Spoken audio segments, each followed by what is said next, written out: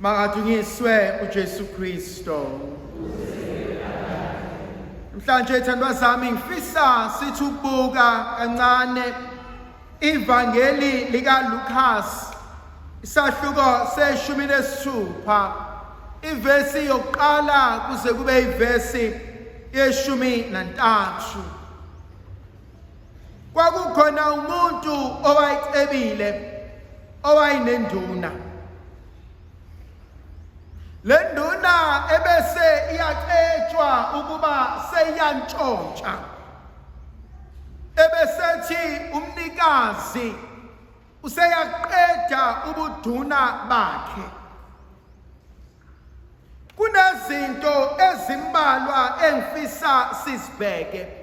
Eyokuqala ilo muntu ocebile, obusisiwe, onakho konke.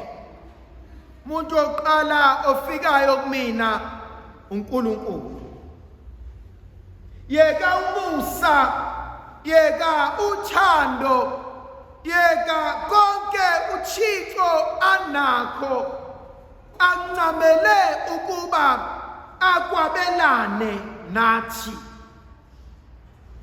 Ngifuna uqala ekutheni yilowo nayilowo wethu uyisibusiso esivela kuNkulunkulu. uNkulunkulu wayengenaso isikweletu sokuba asidale. uNkulunkulu wayengaphoqiwe ukuba sibe khona. Kodwa kuyavuka kumina ukuba yilowo nayilowo ophilayo uyisibusiso esivela kuNkulunkulu, okuyena ofunile, othandile ukuthi masibe khona. Yoqala evukayo kumina inkonzo yokubonga saze sabusiseka. Impilo yami isibusiso uma ngibuka konke engikona nenginakho. Anakho konke, kodwa enginakho kuyangijabulisa. Ngiyambonga uNkulunkulu ngabazali, ngiyambonga uNkulunkulu ngomndeni, ngiyambonga uNkulunkulu ngabantwana, ngiyambonga uNkulunkulu ngomsebenzi, ngiyambonga uNkulunkulu ngophahla, ngiyambonga uNkulunkulu ngokudla, ngiyambonga uNkulunkulu ngiyakwazi ukuma, ngiyambonga uNkulunkulu ngiyakwazi ukulala, ngiyambonga uNkulunkulu ngiyakwazi ukuhlala ngixoxe, ngiyambonga uNkulunkulu ngiyakwazi ukwenza engikuthandayo kwenzeke. Bafethu masikhuluma iqiniso, we are blessed. Asinakho konke, angeke sikuthole konke, kodwa kuningi esinakho abanye abangenakho.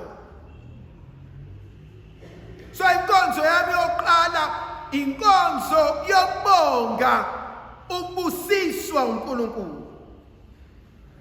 Kulezi insuku ezidlulile bekunale meme ehambayo ethi I am blessed, and abantu abaningi usually say I am blessed uma kuza emalini. But you soon realize ukuthi yes, imali ibalekile, but imali ayisikho konke. Ngingaba nayo imali, ngingabi nayo impilo. Ngingaba nazo izinto, ngingabi nalo uthando, ngingabi nakho ukuthula, ngingabi nawo umndeni. That's the first thing for me. Okwesibili, uma ngibuka incwadi kaGenesis isahluko sokuqala uverse 28, uNkulunkulu wabusisa wathi masande, wathi masikhule, wathi masikhekebule, senze okuhle nesikuswelayo nesikudingayo uzawusinika kona.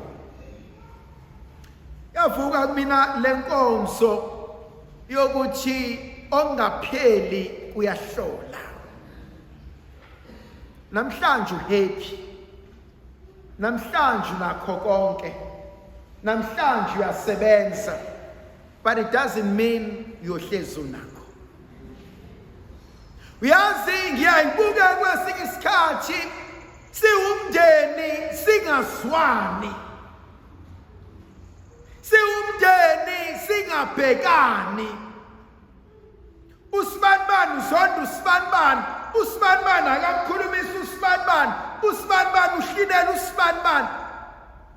Sikhohlwa ukuthi ayibo uzofa, uzoshona. And so we realize ukuthi lokhu engikubukela phansi namhlanje ngizoyisola ngakho.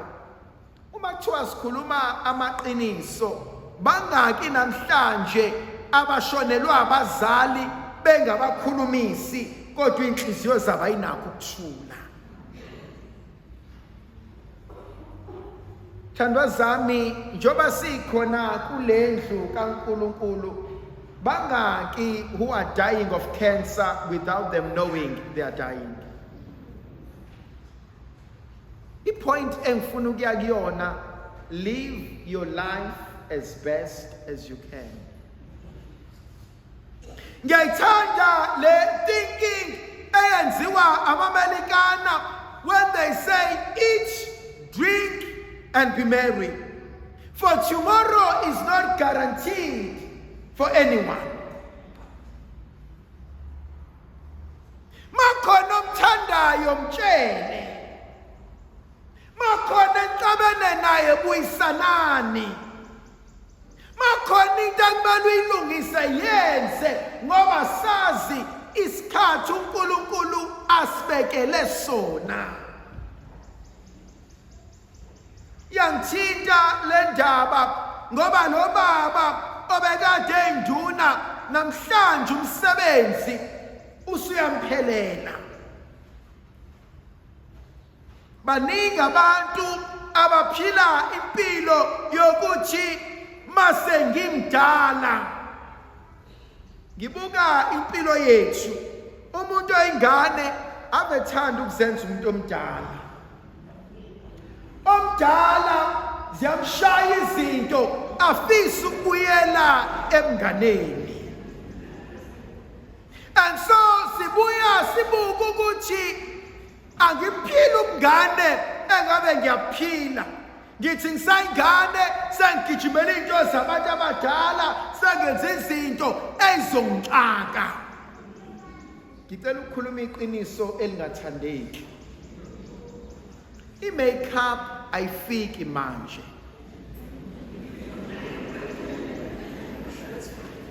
Niyayikhumbula i-He-Man? Niyayikhumbula i-He-Man? Uma ungayazi i-He-Man, hamba kuma wakho noma gogo ubuka ubuso bakhe. But ipoint engifuna ukuya kuyona isimple, ithandwa zami, ipoint yokuthi ake waneliswe oyikona onakho ukujabulele.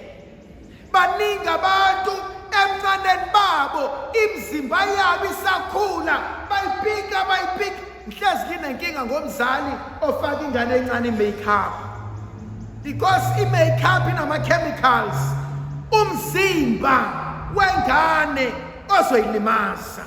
Yes, sifuna iy'ngane zethu zibe zinhle, sifuna iy'ngane zethu zibe sesitayeleni, but yonke lento engiyifakayo over the years izongibulala. Akuthiwa sikhuluma amaqiniso njengomuntu efa. Abanye bethu izifo ezisilimazayo ekugugeni kwethu sayiqala as a hobby sikhula. Ithini point uNkulunkulu asibizela kuyona namhlanje? There are three. One, we are blessed. 2, appreciate who you are, what you have. 3, angeke ngihlezi nginakho enginakho empilweni yami namhlanje. Ndlovukazi yezulu ayibe nathi sibusise sivikele. Sikhanyisele sinika amandla ngoYise neNdodana noMoya ocwebileyo. Amen.